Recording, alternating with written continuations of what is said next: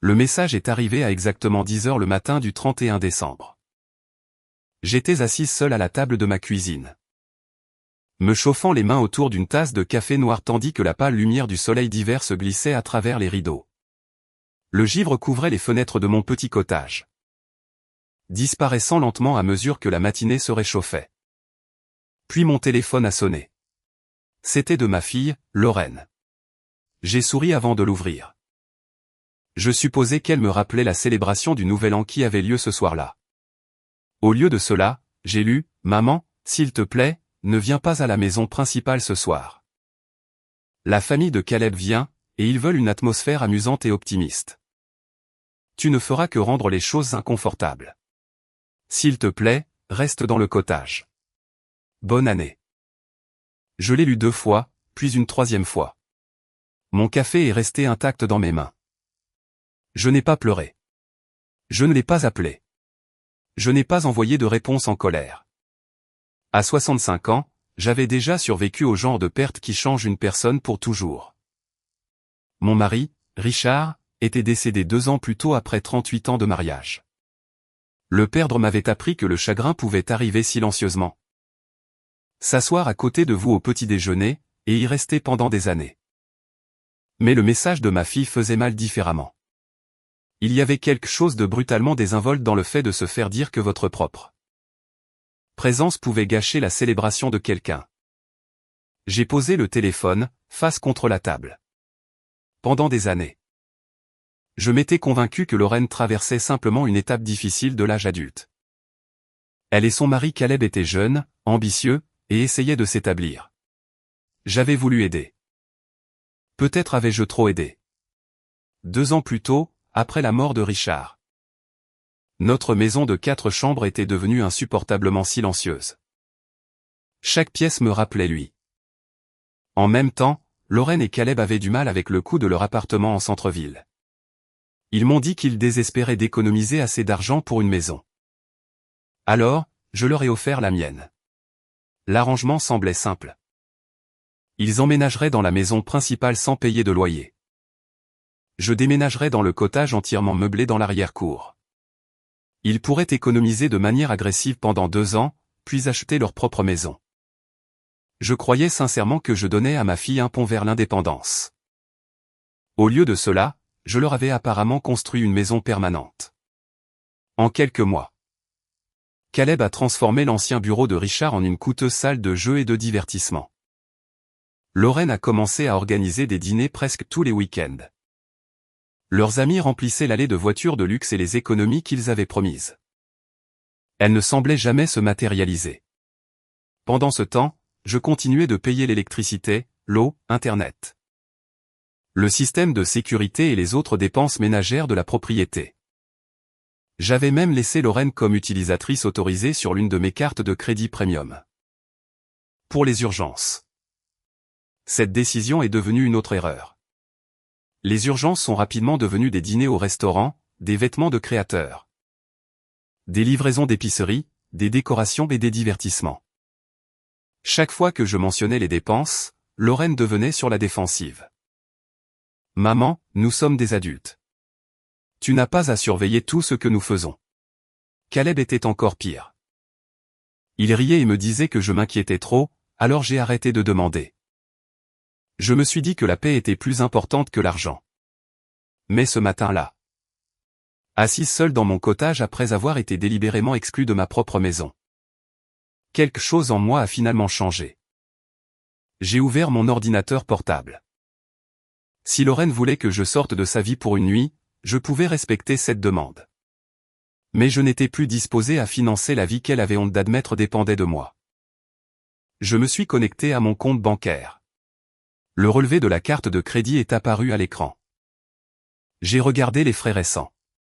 Près de 5 000 $ avaient été dépensés en seulement 3 semaines.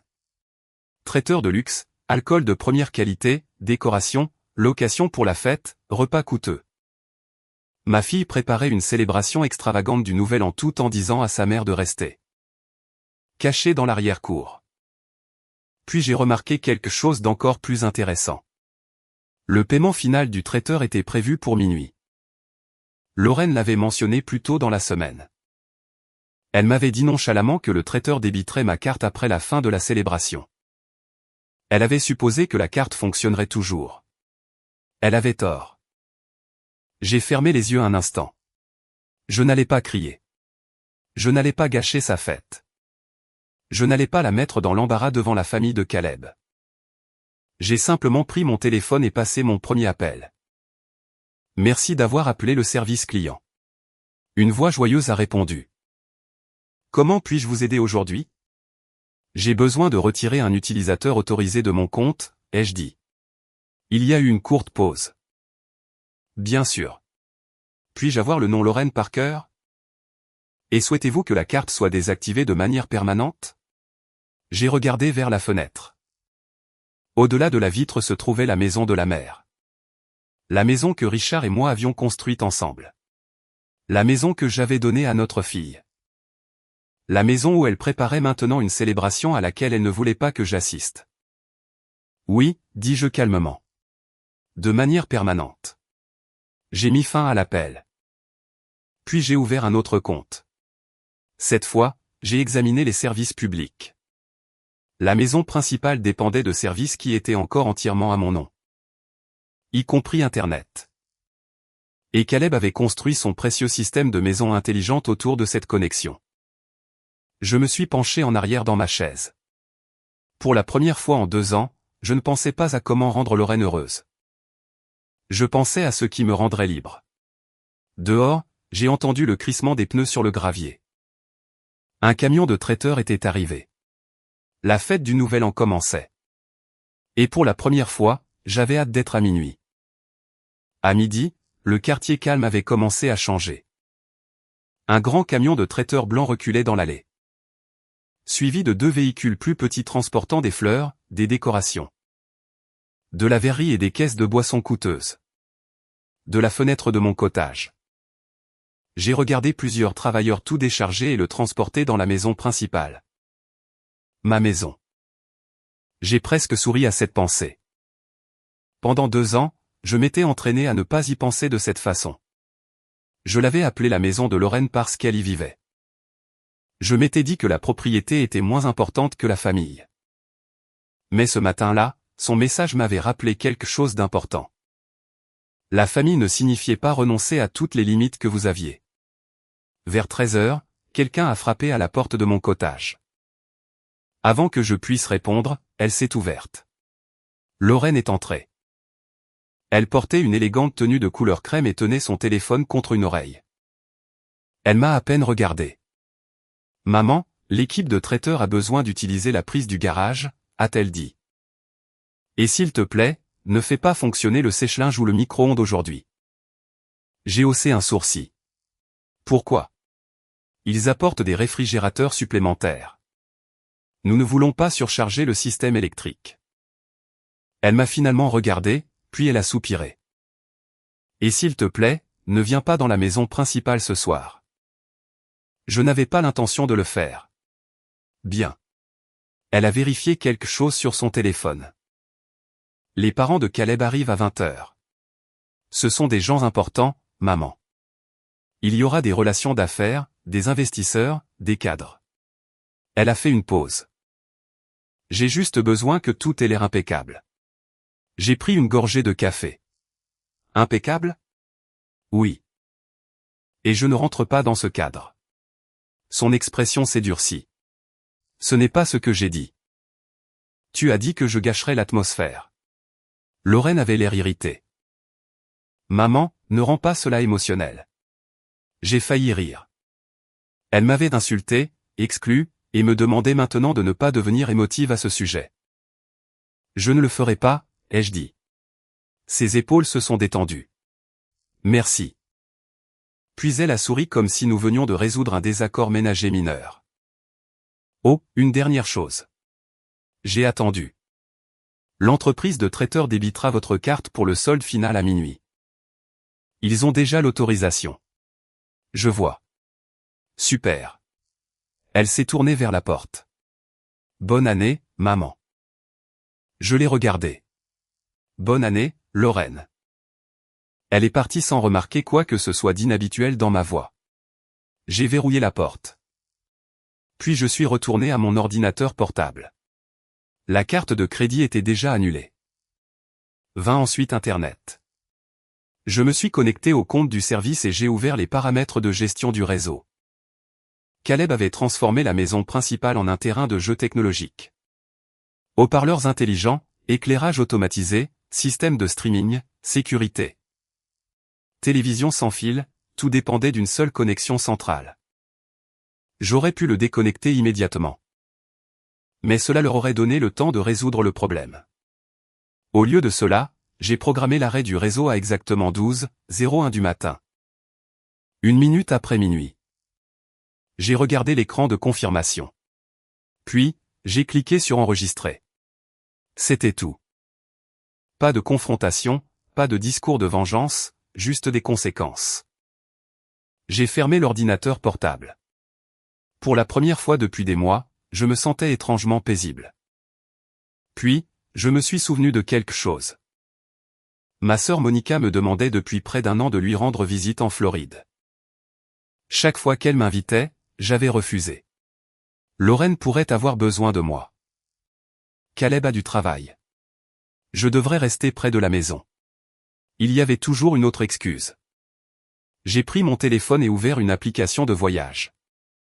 Un vol direct partait à 6h le lendemain matin. Je l'ai réservé. Puis j'ai fait une valise, une semaine de vêtements, mes médicaments et articles de toilette. Un livre, mon passeport. J'ai fermé la valise et l'ai placée à côté de la porte. Le poids dans ma poitrine semblait disparaître. À 20h ce soir-là, le quartier avait l'air complètement différent. Des VUS de luxe bordaient la rue. Un valet se tenait près de l'allée. Les invités arrivaient vêtus de robes scintillantes, de costumes sur mesure et de manteaux coûteux. La musique s'échappait de la maison principale. Je suis resté à l'intérieur de mon cottage. À travers la fenêtre, j'ai vu Lorraine accueillir tout le monde avec une coupe de champagne à la main. Elle avait l'air radieuse, confiante, réussie. Exactement l'image qu'elle voulait que tout le monde croie. Puis les parents de Caleb sont arrivés. Sa mère est sortie d'un VUS noir portant un long manteau de créateur. Elle a regardé vers le cottage. Elle a dit quelque chose à Caleb. Il a jeté un coup d'œil à ma fenêtre et a ri. Je n'ai pas pu entendre ce qu'ils ont dit. Mais je n'en avais pas besoin. Pendant des années, j'avais été la femme invisible derrière leur style de vie confortable. Ce soir, j'étais enfin invisible par choix. Je me suis préparé le dîner. Soupe de poulet, pain grillé et une tasse de tisane. Tandis que la musique secouait les murs de la maison principale. Je me suis assise tranquillement avec un livre.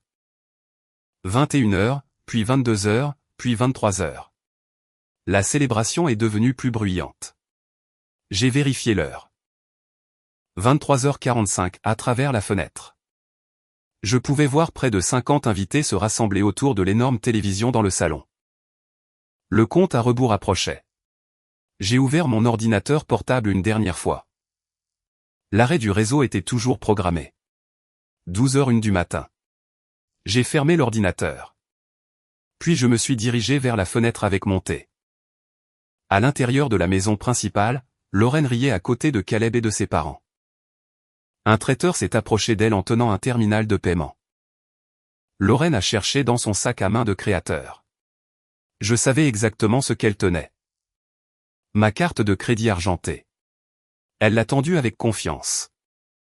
Le traiteur s'est éloigné pour traiter la facture finale. Lorraine ne le savait pas encore, mais dans moins de 15 minutes.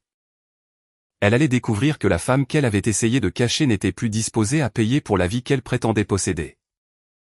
J'ai regardé l'horloge 23h58. 3 minutes. J'ai pris une autre gorgée de thé et j'ai attendu. À 23h59. J'entendais les invités faire le compte à rebours depuis l'intérieur de la maison principale. 10. Les voix se sont faites plus fortes. 9. Je me tenais à côté de ma fenêtre en tenant mon thé. 8. À l'intérieur de la maison, les verres de champagne étaient levés. 7. Lorraine se tenait à côté de Caleb, souriant à tout le monde autour d'elle. 6. Les parents de Caleb se tenaient à proximité, entourés de leurs amis. 5. J'ai jeté un coup d'œil à mon ordinateur portable. L'arrêt du réseau était prêt. 4. Le traiteur tenait toujours ma carte de crédit désactivée. 3. Lorraine a levé son verre. 2.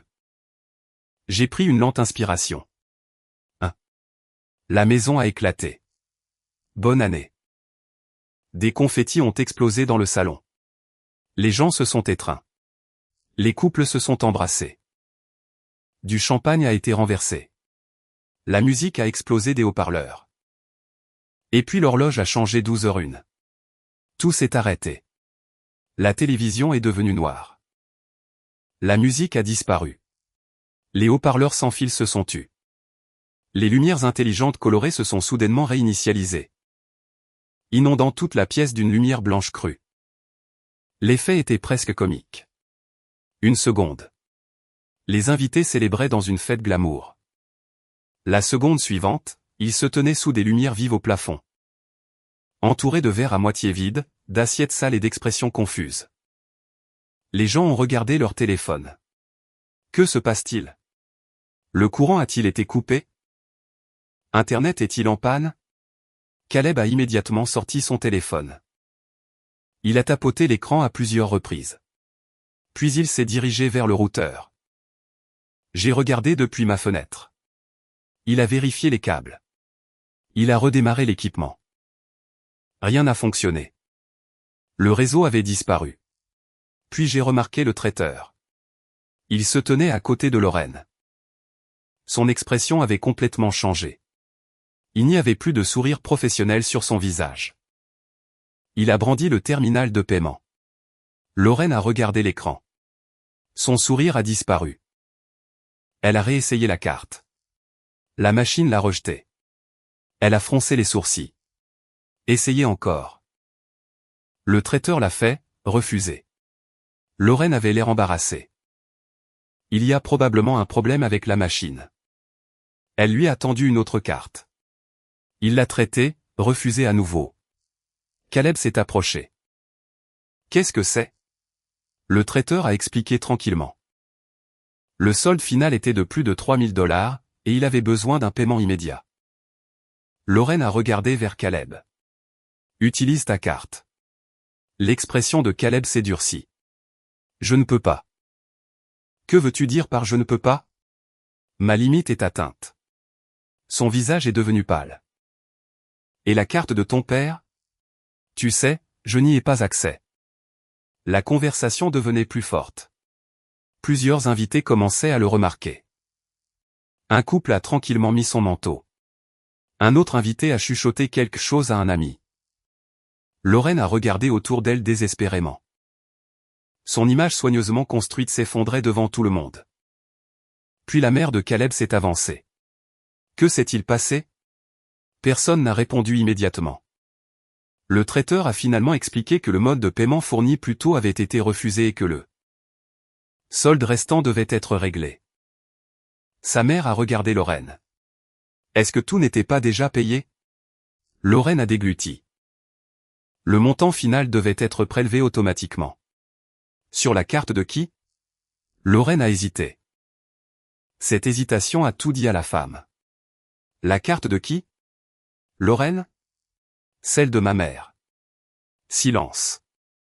Alors que la mère de Caleb regardait lentement vers le cottage de l'arrière-cour, j'imaginais qu'elle se souvenait du petit bâtiment qu'elle avait aperçu plus tôt.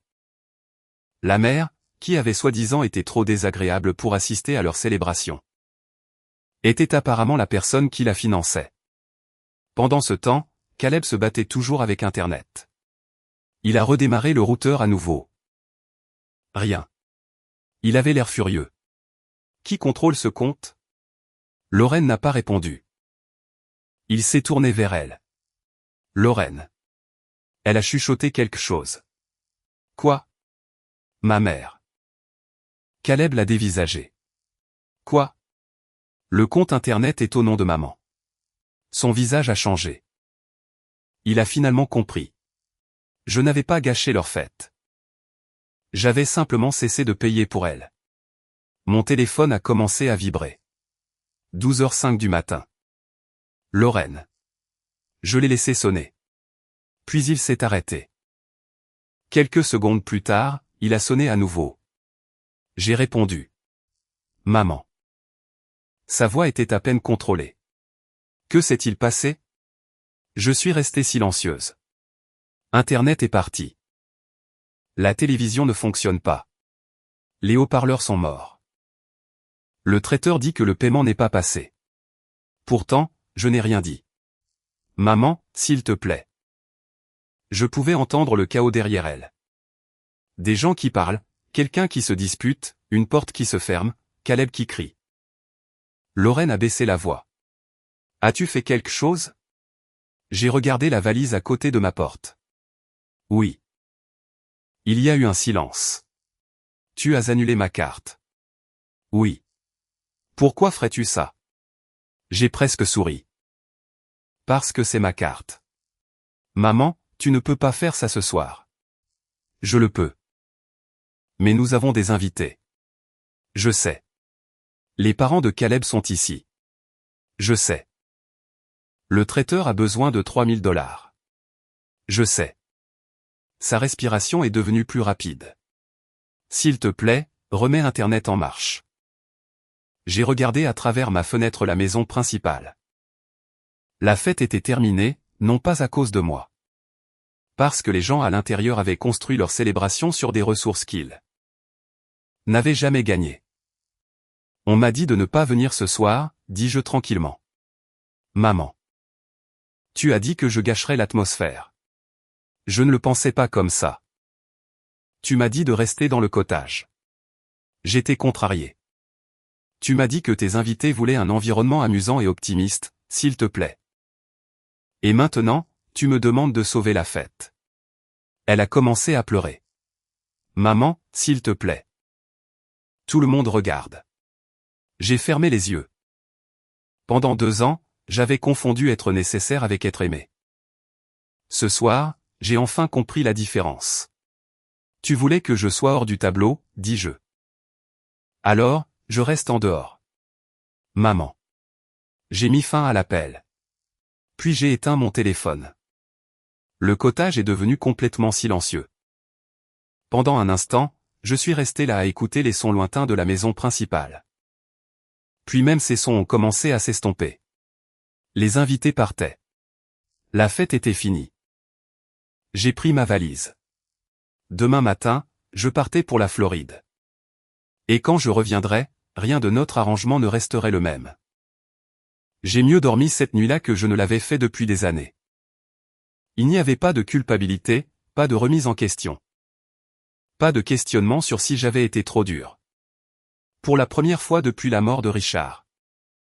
J'avais l'impression d'avoir enfin pris une décision pour moi-même au lieu de prendre une autre décision pour Lorraine. À 4h30 du matin, je me suis réveillé avant le réveil. Le cottage était silencieux. J'ai pris une douche, je me suis habillé et j'ai porté ma valise à l'extérieur. La maison principale était sombre. L'allée, qui avait été bondée de véhicules de luxe quelques heures plus tôt, était presque vide. Quelques décorations abandonnées bougeaient dans la brise froide du matin. J'ai regardé la maison pendant un long moment. Cet endroit contenait près de 4 décennies de souvenirs. Richard et moi y avions élevé Lorraine. Nous avions célébré des anniversaires, des vacances. Des remises de diplômes et des dîners du dimanche ordinaire. Je n'avais jamais imaginé qu'un jour je me sentirais comme une invitée sur ma propre propriété. Mais ce chapitre était terminé. J'ai verrouillé le cottage et je suis parti vers l'aéroport. Je n'ai pas laissé de mots. Je n'ai pas envoyé de message à Lorraine. Je suis simplement parti. Pendant le vol vers la Floride, j'ai brièvement allumé mon téléphone. Les notifications sont apparues immédiatement. 23 appels manqués. 31 messages. La plupart provenaient de Lorraine. Quelques-uns de Caleb. Je ne les ai pas lus. J'ai de nouveau éteint le téléphone. Quand je suis arrivé, ma sœur Monica attendait devant le terminal. Au moment où elle a vu ma valise, elle a souri. « Tu es enfin venu. » J'ai ri. Je l'ai enfin fait. Elle m'a serré fort dans ses bras. Pendant les 3 semaines suivantes, j'ai fait quelque chose que j'avais presque oublié comment faire. Je me suis détendu. Monica m'a emmené à la plage. Nous sommes allés faire les magasins. Nous nous sommes assises à l'extérieur des restaurants pendant des heures à parler de choses sans importance. Un après-midi, nous avons longé la côte avec les fenêtres baissées et de la musique. J'ai réalisé à quel point j'avais passé ma vie à attendre que Lorraine ait besoin de moi. Chaque décision avait tourné autour d'elle. Son emploi du temps, ses problèmes, ses finances, son mariage, son confort. J'avais appelé ça de l'amour. Peut-être qu'une partie était de l'amour, mais une partie était de la peur. J'avais été terrifié que si j'arrêtais de donner, Lorraine arrêterait de m'aimer. La Floride m'a appris quelque chose de simple. Si l'affection de quelqu'un disparaît au moment où vous arrêtez de payer pour son style de vie, cette affection n'a jamais été ce que vous pensiez qu'elle était. 3 semaines plus tard, j'ai finalement rallumé mon téléphone. Les messages ont afflué. Lorraine avait écrit qu'elle était désolée. Puis elle a blâmé Caleb. Puis elle a blâmé le stress. Puis elle a dit que je l'avais humiliée. Puis elle s'est excusée à nouveau. Les messages de Caleb étaient moins émotionnels. Il voulait discuter des arrangements financiers. J'ai souri à cette expression, arrangement financier. Comme si nous étions des partenaires commerciaux. Je suis rentré à la maison fin janvier.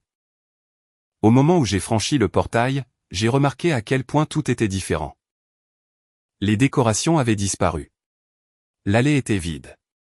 La maison principale était calme. J'ai franchi la porte d'entrée. Lorraine et Caleb étaient assis dans le salon. Ils avaient l'air épuisés. Lorraine s'est levée immédiatement. Maman. J'ai posé ma valise. Bonjour. Elle s'est approchée de moi. Je veux t'expliquer. Tu peux. Elle a pris une inspiration. Cette nuit-là est devenue complètement hors de contrôle. Je sais. Nous ne nous attendions pas à ce que la carte cesse de fonctionner. Je sais. Les parents de Caleb étaient furieux. J'imagine qu'ils l'étaient. Elle a baissé les yeux. Nous avons dû emprunter de l'argent. J'ai hoché la tête. Puis je me suis dirigé vers la table basse. J'avais déjà tout préparé avant de rentrer à la maison. J'ai placé 2 enveloppes devant eux. Lorraine avait l'air confuse. Qu'est-ce que c'est ? La première enveloppe contenait des documents de transfert de services publics. Elle l'a ouverte. Ses yeux ont parcouru les pages. Maman, tout ce qui est lié à la maison est en train d'être transféré hors de mon nom. Elle m'a dévisagé. L'électricité, l'eau, Internet, le système de sécurité et les autres services. Mais vous devrez établir vos propres comptes. Nous ne pouvons pas faire ça immédiatement. Alors vous devrez trouver un autre arrangement. Caleb a finalement parlé. Tu ne peux pas tout couper comme ça. Je l'ai regardé. Je ne coupe rien. Je transfère la responsabilité aux personnes qui utilisent les services. Il n'a rien dit. Lorraine a ouvert la 2e enveloppe. Son visage a changé. Qu'est-ce que c'est ? Un bail. Elle m'a regardé avec incrédulité. Un bail ? Oui. Pour cette maison ? J'ai hoché la tête. Loyer au prix du marché, de mois en mois. Lorraine m'a dévisagé. Maman, tu as dit que nous pouvions rester ici.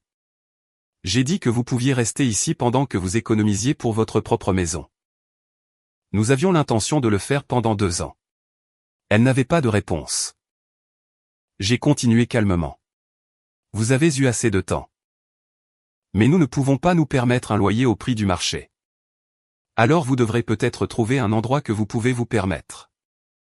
Les yeux de Lorraine se sont remplis de larmes. Tu fais vraiment ça ? J'ai regardé ma fille pour la première fois. Je ne me sentais pas coupable. Oui. Elle a secoué la tête. Je n'arrive pas à croire que tu traites ta propre fille comme une locataire. Je lui ai donné une réponse calme. C'est toi qui m'as appris que je ne devais pas m'attendre à une place dans ta maison. La pièce est devenue complètement silencieuse. Aucun d'eux n'a argumenté après ça. Ils ont finalement compris. La femme qu'ils avaient considérée comme une source d'argent permanente avait cessé de demander la permission d'avoir des limites. J'avais passé 2 ans à tout leur donner. Maintenant, je demandais quelque chose de très simple, la responsabilité. Et cette fois, je n'allais pas m'en excuser. Les semaines suivantes ont été inconfortables. Lorraine a essayé toutes les approches auxquelles elle pouvait penser. D'abord sont venues les excuses, puis les explications, puis les accusations, enfin le silence. Je suis resté calme à travers tout cela. Je ne me suis pas disputé avec elle. Je ne lui ai pas rappelé chaque sacrifice que j'avais fait. Je n'ai pas évoqué l'argent que j'avais dépensé au cours des 2 années précédentes. Je n'en avais pas besoin. Les documents sur la table basse en disaient assez. Pour la première fois, Lorraine et Caleb ont dû regarder leur style de vie honnêtement. La maison n'avait jamais été la leur. Les services publics n'avaient jamais été les leurs. La carte de crédit n'avait jamais été la leur. Même l'Internet dont ils dépendaient avait été payé par quelqu'un qu'ils avaient traité comme un inconvénient. La vérité était inconfortable, mais elle était simple. Ils avaient confondu la générosité avec l'obligation. Je les avais aidés parce que je les aimais. Ils avaient accepté cette aide parce que cela leur profitait. Quelque part en cours de route, la différence entre ces deux choses avait disparu. Une semaine après mon retour, Lorraine m'a approché dans la cuisine. « Maman, pouvons-nous parler ?» J'ai hoché la tête. Elle s'est assise en face de moi. « Je sais que je t'ai blessé. » Je suis restée silencieuse. Je n'aurais pas dû envoyer ce message. Non, j'ai convenu. Elle a baissé les yeux. J'étais inquiète de ce que les parents de Caleb penseraient. Pourquoi? Elle a hésité. Parce qu'ils pensent que nous nous en sortons mieux financièrement que ce n'est le cas en réalité. Voilà la vérité. Je me suis penché en arrière. Alors, tu essayais de les impressionner? Oui. Avec de l'argent que tu n'avais pas? Elle a hoché la tête.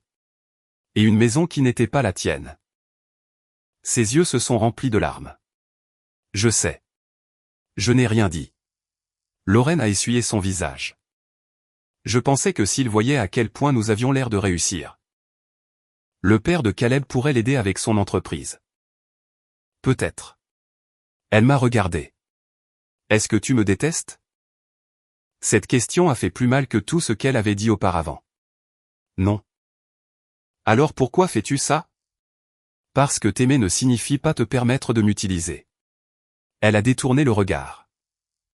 Pendant un moment, elle a semblé être la petite fille dont je me souvenais. L'enfant qui se glissait dans mon lit pendant les orages. L'adolescente qui m'appelait de l'école quand elle a eu son premier chagrin d'amour.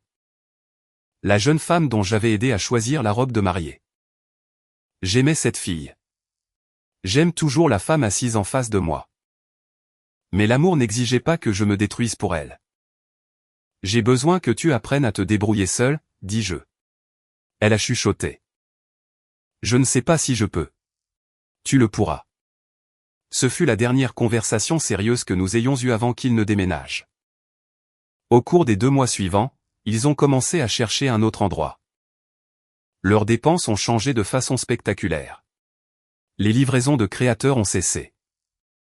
Les frais de restaurant ont disparu. Les coûteux voyages du week-end ont pris fin. Caleb a vendu une partie de son équipement de jeu. Lorraine a vendu plusieurs vêtements qu'elle avait à peine portés. Ils ont loué un modeste appartement de l'autre côté de la ville.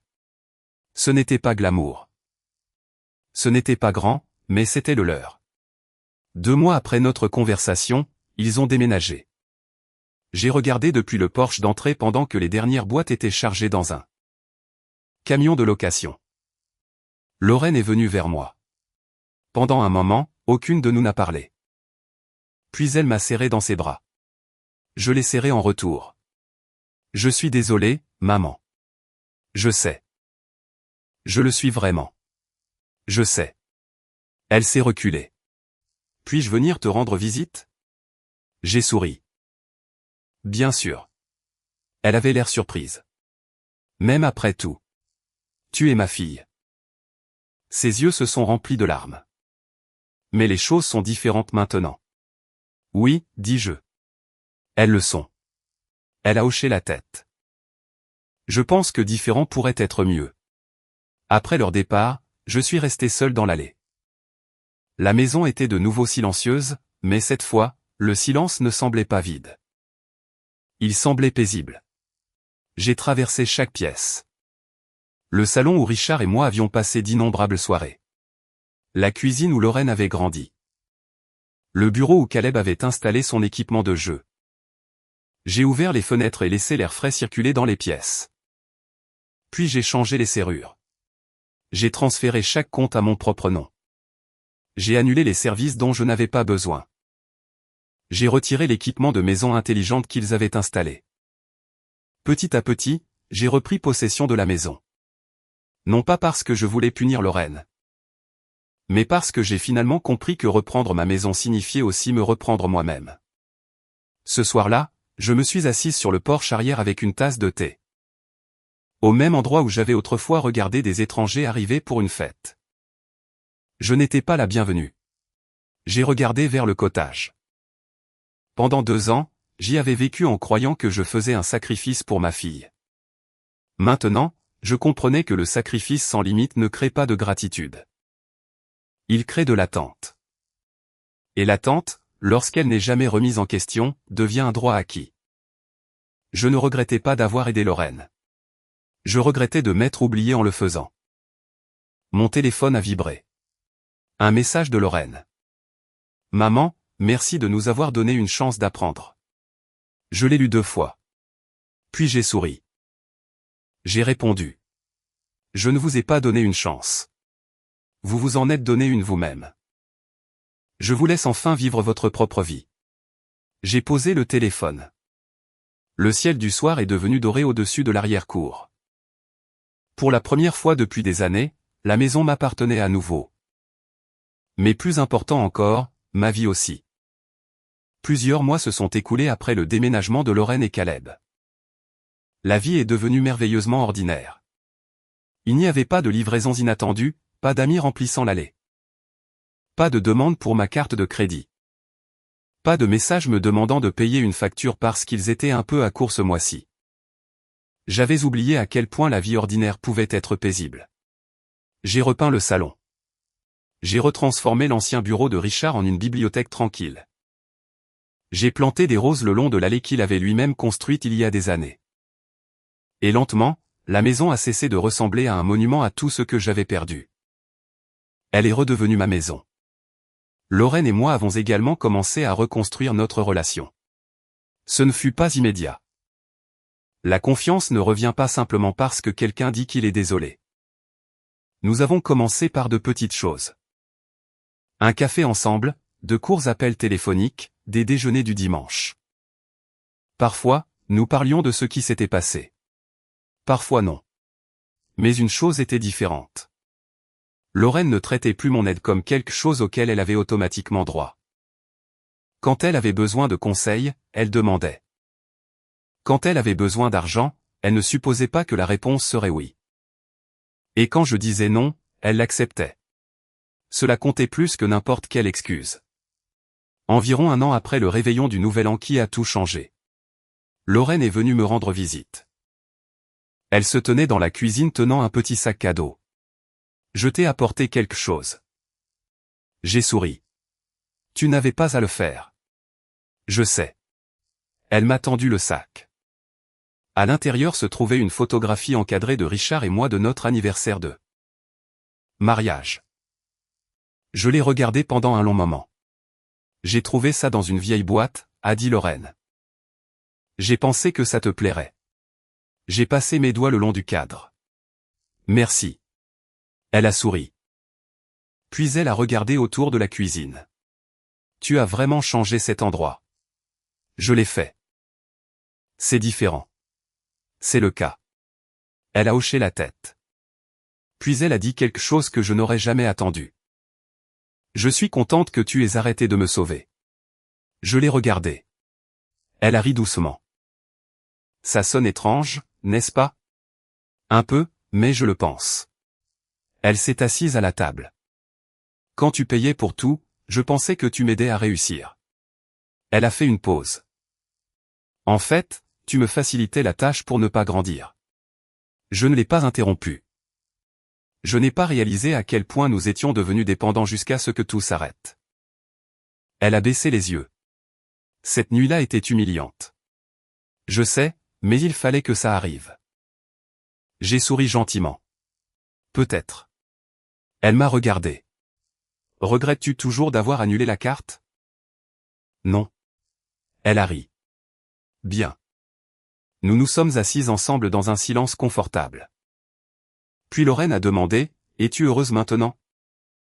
J'ai regardé autour de la cuisine, la photographie sur le mur. Les fleurs qui s'épanouissaient dehors, la lumière du soleil sur le plancher en bois. Oui, la réponse est venue facilement.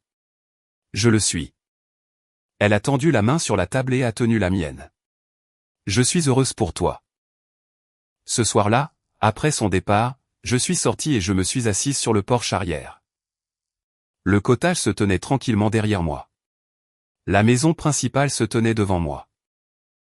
Pendant des années, j'avais pensé que la partie la plus douloureuse de la perte de Richard était de perdre la personne qui avait partagé ma vie. Mais finalement, j'ai réalisé qu'il y avait eu une autre perte. Je m'étais perdu en essayant de garder tout le monde à l'aise. J'avais confondu le silence avec la paix. J'avais confondu le soutien financier avec l'amour. Et j'avais confondu être nécessaire avec être apprécié. Ce réveillon du Nouvel An a changé tout cela. Je n'ai pas détruit la vie de ma fille. Je ne l'ai pas abandonnée. J'ai simplement cessé de porter une responsabilité qui ne m'avait jamais appartenu. Parfois, les gens qualifient les limites de cruelles parce qu'ils bénéficiaient du fait que vous n'en aviez aucune. Parfois, dire non ressemble à une trahison parce que vous avez passé des années à dire oui. Et parfois, la chose la plus forte qu'un parent puisse faire pour un enfant adulte est de se retirer et de le laisser subir les conséquences de ses propres choix. J'ai regardé le ciel. Le soleil commençait à se coucher. J'ai pensé à ce message que Lorraine m'avait envoyé si nonchalamment le réveillon du Nouvel An précédent. S'il te plaît, reste dans le cottage. À l'époque, j'ai pensé que ces mots étaient une insulte. Maintenant, je les voyais différemment. Ils avaient été un cadeau inattendu parce que ce message m'a forcé à arrêter de prétendre que tout allait bien. Il m'a forcé à regarder ma vie honnêtement, et il m'a donné le courage de la reprendre. J'ai levé ma tasse de thé et j'ai souri. Le réveillon du Nouvel An suivant, Lorraine m'a invité à son appartement. Pas de traiteur coûteux, pas de voiture de luxe, pas de fausse image de richesse. Juste un dîner en famille. Elle avait tout cuisiné elle-même. Quand minuit a approché, elle m'a tendu un verre de cidre pétillant. Prête? J'ai ri. Très. Le compte à rebours a commencé. 19-8. Nous nous sommes regardés. 7-6-5-4-3-2-1. Bonne année, maman. Bonne année, Lorraine. Elle m'a serré dans ses bras. Et cette fois, je n'étais pas à l'extérieur de la célébration de quelqu'un à regarder à travers une fenêtre. J'étais exactement là où je devais être, à la maison avec ma fille. Mais plus important encore, j'avais enfin appris que rentrer à la maison ne consistait pas à reprendre une maison. C'était à propos de se reprendre soi-même. Cette histoire est entièrement fictive et destinée uniquement à des fins de divertissement et d'éducation.